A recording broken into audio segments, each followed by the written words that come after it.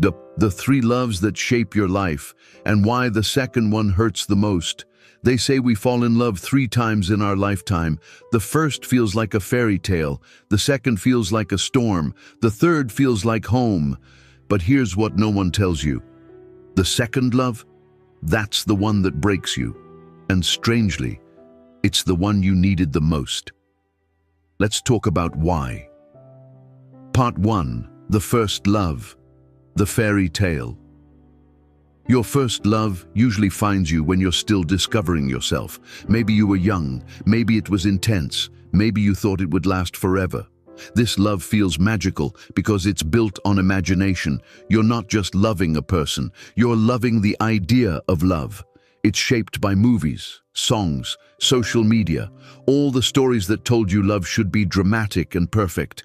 You ignore red flags because you believe love conquers everything. You compromise too much because you think that's what devotion means. And when it ends, it feels like your world collapses. But here's the truth. The first love teaches you what attraction feels like. It introduces you to romance. It doesn't teach you who you are yet. It's innocent, beautiful, necessary, but it's not complete.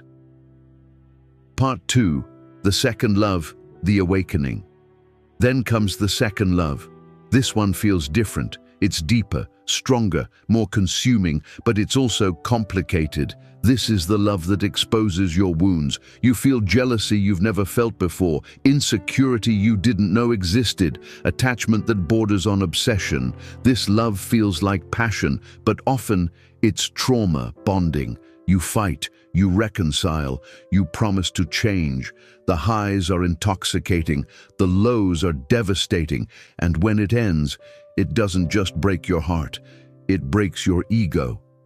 This is the love where you ask, why wasn't I enough? But here's the uncomfortable truth. It was never about being enough.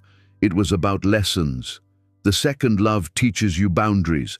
It teaches you self-respect. It teaches you the difference between intensity and compatibility. Sometimes there's betrayal. Sometimes there's emotional chaos. Sometimes there's simply two wounded people trying to love each other from broken places.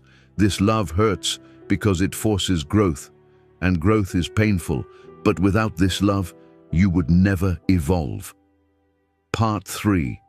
The third love, the peaceful love. Then one day, when you're no longer chasing love, it finds you. The third love feels calm. There's no need to prove yourself, no need to beg for reassurance, no constant anxiety about losing them. It doesn't feel like fireworks, it feels like peace. You communicate instead of arguing. You respect instead of control. You choose each other daily instead of clinging out of fear. This love doesn't complete you, it complements you. And that's the difference. You meet this person when you know your worth, when you've healed enough to recognize what healthy love looks like. It feels almost simple. And after everything you've been through, simple feels sacred. Not everyone experiences exactly 3 loves. Some people need more lessons, some learn faster, some hold on to the second love too long, but the pattern remains. The first love awakens your heart. The second love awakens your soul. The third love awakens your peace. If you're in the middle of the second love right now, the painful one, understand this. You're not being punished, you're being prepared. And sometimes losing the love you thought was forever is the only way to find the one that finally feels like home.